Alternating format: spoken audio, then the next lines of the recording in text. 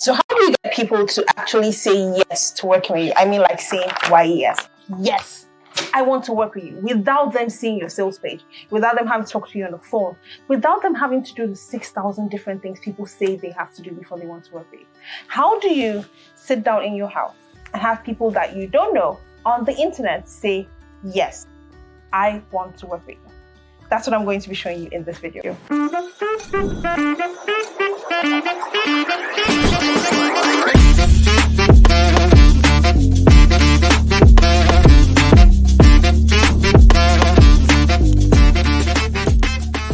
So the first thing we have to understand, let's go to the science of it. We all buy things different, right? Some of us are people we call logical buyers. They will read everything, they will research everything, and then they buy. Some people are more emotional. They will buy because they feel like buying. But the long and short of it, regardless of whether you're an emotional buyer or you're a logical buyer, one thing that scientists do agree on is that we buy because we feel like buying. So in this video, I'm going to be walking you through how to get people to want to buy, want to feel like buying, and actually pull out their credit card and actually buy, because that's the whole goal. Now, there are three things, and the first one, let's just go right into the first one. The first one is you have to get used to not putting people in a box. Now, if you've been online for any time, you have people tell you all the time that people have to buy a certain way. So people will tell you things like, you have to do a webinar, you have to have a sales page, it has to be high ticket. Oh no, it has to be low ticket. And it feels like every single time you come online and you Google something, it's, what was this word? It's contradictory advice. We don't want to put people in a box. We don't want to say people have to buy in a certain way. So I'll give you an example. I want you to look at all the things you have. Look around the room you're in and look at every single thing in that room. Did you buy all of them the same way? There's nothing like buying everything the same way. There's some things that you bought maybe because you watched the webinar. There are things you bought because you just bought it off the sales page. There are things you bought because you walked into a store, you liked it and you bought it. The things that you bought because a friend said they loved it, and because they loved it, you assumed you were going to love it too. We buy differently all the time. And so, say it with me, my buyers buy differently all the time. So it means that if you put people in a box and you say like, hey, if you want to buy from me, you have to watch this 90 minutes webinar and you have to talk to 2 salespeople and then you have to fill like 7,000 questions on a form before you can actually work with me. What's going to happen is there are a lot of people who are qualified to work with you and who don't want to watch the 90 minutes webinar. They don't want to talk to the 2 salespeople who are going to push them to buy what they don't feel like buying. And they just want to work with you. What's going to happen? They're not going to buy, because you've put them in a box. Same way, if people want to speak with you before they buy and they realize that you have blocked every way of communicating with you and you're selling an expensive thing or a high ticket thing, they're also going to buy. So what's the solution? And the solution now is not to have like 6 million ways people can work with you or have 6 million things people have to do before they buy from you. Like maybe have a sales page and have a webinar and have a 5-day challenge and have, a Shopify store and have all those things. That's not the thing. What you want to do is we want to go through a part I like to say, data over drama. So most of the time when we come online, people suggest stuff to us. People tell you things like, why don't you do this or do this webinar or do this or do that? But have you actually checked the data to know what actually works in your markets? So here's what you want to do. You want to look at over the last 3 months. Just look at your numbers, look at the number of clients you got, look at your sales, look at your revenue, look at the cash you collected. Now again, just caveat here, quick note here. Cash collected is different from sales. I just got to know that in the online space. I used to assume when someone said they had a 10K month, they actually had 10K cash hit your account, until I realized that what people meant was like they had 10K in promised sales, but not really cash. So you want to know how many sales am I expecting over time, maybe payment plans and all those things, but how much is the cash collected? And based on the data, you want to decide who you want to work with, how you want to sell them. So for example, let's say I go through my 3 months data and I realize that most of my people are coming from a webinar. Now, I don't need to go follow any guru who says, don't do webinars because webinars are dead. No, webinars are not dead in my own business. So I could just double down on webinars. Same thing. If you realize that most people who buy from you make the most money from your one-on-one, this is not the time to say, oh, I hate one-on-one because my coach said my energetics, blah, blah, blah, blah. No, this is the time to double down on what is actually working in your business, because everybody's business is different. So that's the first thing. You want to get people to say yes to working with you. You want to make it easy for the best people to buy. If the best people are buying from a webinar, then do more webinars. If the best people are buying from a sales page, then write a good sales page. If the best people in your are buying from your email list, send more emails. It's not rocket science. It's only rocket science because we are trying to copy other people who are doing things that we don't know because we don't know the exact back end of their business. So that's the first thing. Make it easy for your best buyers to buy. The second thing, and it's tied to the idea of buyers, you are not a library.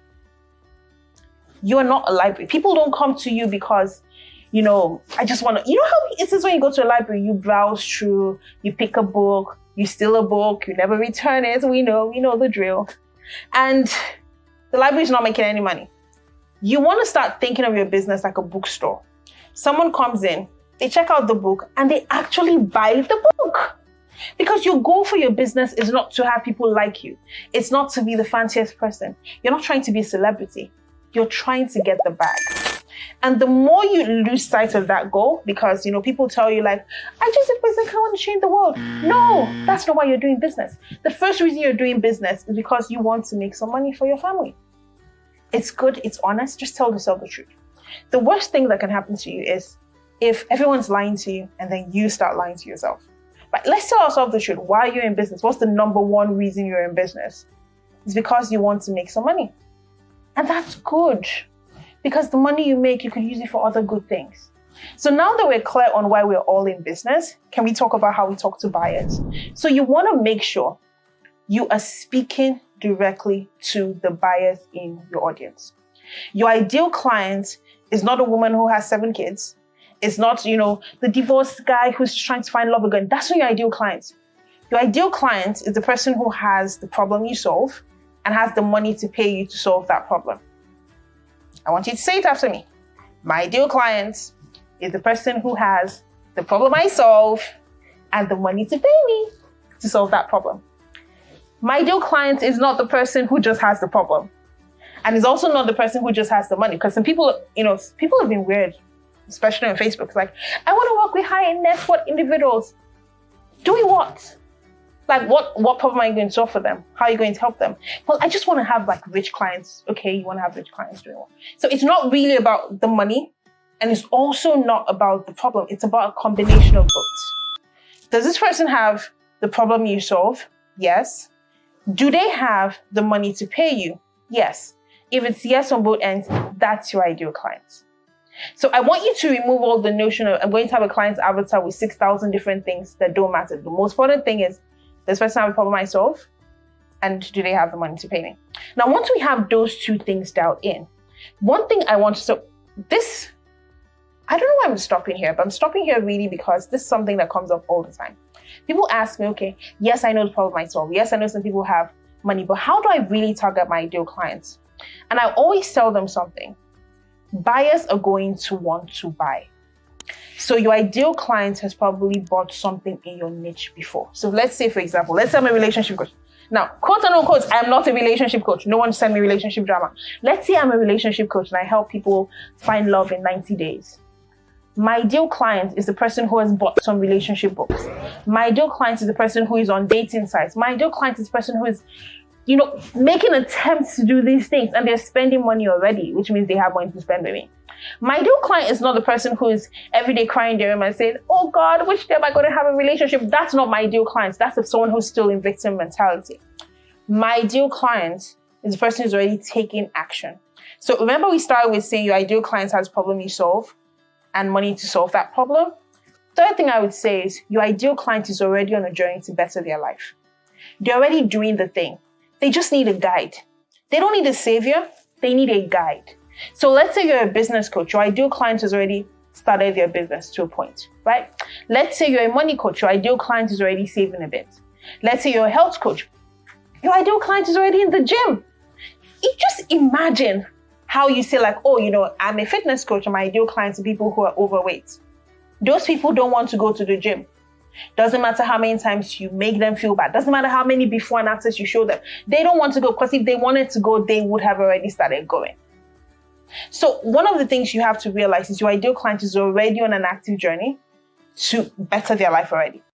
And you're just a catalyst in that journey. You're just a guide in that journey. So the moment you start, so remember, we've talked about two things. The first thing is we're not putting people in a box. We're going to give people the best way to buy from us by studying how our best buyers buy. The second thing we're going to do is we're going to be very conscious to talk to the buyers in our market. And how do we do this? We do this by talking about things that buyers are concerned about. Like, we're not talking about things that people who are not buyers, care about. So for example, let me use the relationship coach example. If I'm a relationship coach, I'm not going to be writing posts or doing videos about why you should be in a relationship. Because if I need to tell you why you should be in a relationship, you're obviously not my ideal client. I will be doing videos of how not to get matched with a freak on Tinder, right? I'll do stuff like how to make sure you attract only high quality men or high quality women. I will do stuff that my ideal clients actually cares about because they want to buy and they want to buy now. And one example I like to use is this. Most times people create content for other people and never for buyers. And I'll give you an example of this. If I was a woman who had a baby who never slept at night, let's say I had this baby never sleeps at night, and I'm an executive, and every morning I have to get to work for 8 a.m. and this baby, he cries all night, and maybe I just finally catch like 1 hour of sleep by 6, 7, I'm out of the house, I work at 8, and I'm just like, by the time I come back in the evening, I'm tired, and this is affecting my mental health, right? Who do you think I'm going to hire if I have 2 parenting coaches who want to work with me? Will I rather hire the parenting coach who is doing like tips and tricks for getting your baby to sleep, and doing like stuff like different types of baby sleeping techniques? Or will I talk to the parenting coach who does a video and talks about like how I get my clients' babies to sleep in 90 minutes or less? Like, this is a no-brainer. One person is educating the entire market. The other person is educating the buyer. He's making the buyer be able to take a sensitive, confirmed, valid buying decision. Again, it boils down to 2 things. Don't put people in a box by studying your best buyers. And number 2, speak to your buyers. The third thing, and this one is really simple, but this one is the hardest part because most times people struggle here. The reason they struggle here is we are creatures of short-term validation. We like short-term gratification, not validation, rather. We like to get things in the short term. And what I'm going to be telling you now is something that doesn't just work in the short term. It will work in short term, but it's more of a long-term thing. And the reason why it's so important is because you don't just want to get people to say yes to working with you today. You want them to be able to say yes to working with you tomorrow. You want them to be saying yes to working with you in 10 years' time. A couple of years ago, I was in a webinar by Bushra Azza, an amazing, fantastic businesswoman.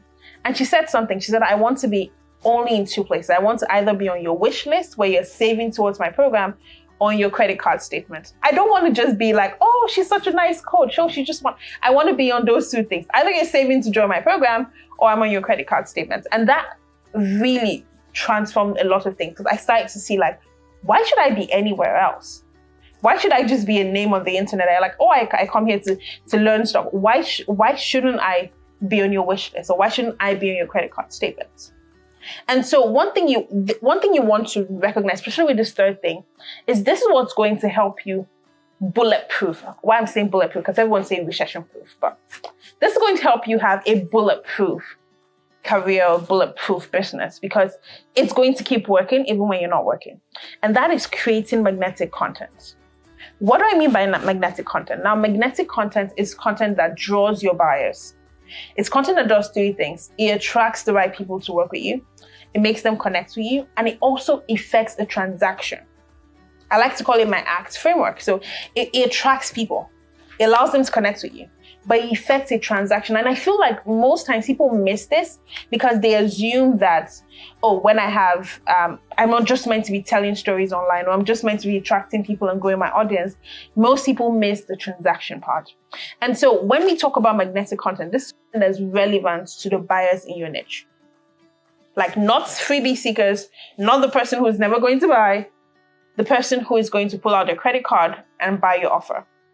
And the reason why this is so important, because most times when we talk about create content, people are like, content is a long game. I don't have time. I want to make money I want to make money by tomorrow. And I always say, yes, you want to make money by tomorrow. It's still going to be the magnetic content. Because let's imagine two things. Let's say you get a cold DM right now from, who should I call? Like Tony Robbins. Like, everybody knows Tony Robbins. You get a cold DM from Tony Robbins. You know it is his page. This is not one of those Instagram spam nonsense DMs. This is Tony Robbins' page. And he sends you a cold DM and says, I'm running a program and it is so-and-so, and I thought to save you a seat. And you get another cold DM from Coach Nancy. And Coach Nancy says, well, I'm running a program. I thought of you. I thought to save you a seat. Who do you think you're going to buy from? Considering that you've never heard of Coach Nancy before today. It's Tony Robbins. Number one, you're going to feel like, oh my God, Tony Robbins, Tony knows me. Even though, of course, it's not Tony, but you get the point. But you will feel special, like, oh, Tony Robbins knows me. You're not going to feel special about Coach Nancy. Coach Nancy is just like, why is she cold DMing me? You block Coach Nancy because you don't know her, because she has no clout, she has no reputation. Now, imagine what it would be like if you started right from today creating some magnetic content, creating content that attracted people into your world, creating content that made them to connect to you, creating content that actually told people what you did and how you can solve their problem. Now, I want to talk a bit more about transaction because this is so key. When it comes to transactions, people feel like, I don't want to sell. I've had so many people tell me things like, I don't like selling, I feel salesy. And they tell me those things, meanwhile, they're using phones. They're living in nice houses. They're eating good food. And it's just so amazing how disconnected we are to the fact that every single thing that we have was sold to us. Like, I'm wearing this green and black dress. Someone sold me the green and black dress. I didn't just wake up, yesterday and just get some cotton and just started knitting the dress together. No, I went to actually buy it, right? Someone sold it to me. Every single thing that you have was a result of a transaction. Someone sold something to you. You bought something. Someone gifted you something. There's always a transaction because that's how the world actually runs. So when I tell people to do transaction, when I say ask for the offer, ask for the sale, tell people that you have something to sell and actually sell them, people are always like, but I don't want to feel salesy. Well, being salesy is not a real thing because every single thing you have was sold to you. So already the world is, quote unquote, the world is salesy. So you may as well just sell your offer. And now that that's said, so you want to realize that when it comes to creating magnetic content, it's content that does three things. So we're not talking about content for the sake of content. We're not talking about, memes and, things that don't make any sense to your business. We're talking about content that actually matters. So this is content that attracts, it's content that connects, and it's content that transacts. And in one of my videos, and I think I'm going to link the video somewhere here, but in that video, I'm going to be showing you how you could literally take the things you sell now, regardless of what you sell now, whether you're selling a physical product or you're selling, a service or a coaching program or whatever you're selling, how you can take whatever your product or your offer is and use that as the base for creating magnetic content. And another thing I will be showing you is how you could take magnetic content and use it for your ads, use it for your pages, use it for your sales page, use it for every single thing, because this is literally what calls in the buyers. There's a whole science behind calling in the buyers. Because again, remember, people don't want to be sold, right? But they love to buy. We love buying things. Buying makes us happy, right? Just imagine how it would be if you could never buy anything again. Just imagine, like, if you were stuck in a house and you could never, ever buy anything again. Especially when you have something that is of value. So I would like to end with this story that I think I've told like a million times, but I'll tell it again. When I had my first baby, I was meant to have a C-section. And the doctor in charge looked at my husband and I and just said, these people probably will not be able to afford a C-section. And so he wrongly assumed. And because of that, I was in the hospital for 2 days. I was moving, I was pushing, I was doing everything, and the baby was not coming. And then when this doctor left, finally, like, I don't know, I think maybe God just literally had to force him to leave. Another doctor came in, the Reverend Sister, and she said, can I check you? Because I don't think you're dilating. And when she checked me, she realized that the baby wasn't coming. My blood pressure was high, the baby wasn't coming, I needed a C-section. Now just imagine if I had slipped away, aka died. Would it really matter how much money we spent or didn't spend? No. And this is one thing I want you to realize. When we sell a service, selling is actually serving. If you're selling something that's valuable to people, solves a problem, helps them get results, does something good in their life, what you're doing is you're actually serving them, and you're serving them at the highest level. The doctor who sold me the C-section served me at a higher level than the doctor who thought I couldn't afford the C-section. The doctor who sold me the C-section is the reason why I have a son today that I'm excited about, that I love. It's the reason why I'm still alive. It's the reason why my husband could still talk to me. Because if we had stuck to the person who decided not to sell and, quote unquote, also decided not to serve me in a way that was good to me, I'd be 6 feet dead now. So I want you to have that at the back of your mind. Again, let me just do a quick recap. We've been talking about how to get people to say yes to working with you before they see your sales page, before they get on sales call, before they read the 6,000 different things you want them to do before they work with you. And the first thing we said is don't put people in a box. Make it easy for your best buyers to buy from you. So if something's working in your business, double down on that thing, irregardless of what your coach, quote unquote, has said. Double down on what is working in your business. The second thing we talked about was talk to buyers, cater to the buyers in your audience. Cater to the people who are ready to buy and ready to buy now. Cater to people who are ready to buy and maybe buy in a couple of days, but don't cater to people who will never buy. And this means that the things you talk about, your marketing, your offers have to make sense for buyers. The third thing we talked about is be intentional about creating magnetic content in your business. And this could be on Facebook, this could be on Instagram, it could be on LinkedIn, it could be on Twitter, it could be anywhere. But be intentional about creating magnetic content in your business. And this could also be to your email list. But the most important thing is be intentional and be consistent. And I just talked about selling, so there's no way I'm going to end this video without selling to you. So just sit down, I will sell to you. You're going to see a link to my program called Story Selling Sprints. Now, Story Selling Sprints is a 30-day program. And during this program, it's not a coaching program. So let me change it a bit. It's not a coaching program, it's a sprint. It means for 30 days, every single day, I will send you a prompt. I will show you what to do. And you will tell a story to sell in your business. This story could be on LinkedIn, it could be on Facebook, it could be Instagram, it could be a reel, it could be an email. But you're going to tell a story to sell your offer in your business. And this story is not, please just know, this is not going to be a vulnerable story. I'm not trying to make you the Kim Kardashian of the internet. You're not going to become a drama queen. We're not going to talk about today I ate, we don't care what you ate for breakfast. All the stories are going to be relevant to your ideal clients. It's going to be stories that's actually magnetic, that will actually attract the right people to work with you. It will connect to them, and it will always, always, always ask for the sale.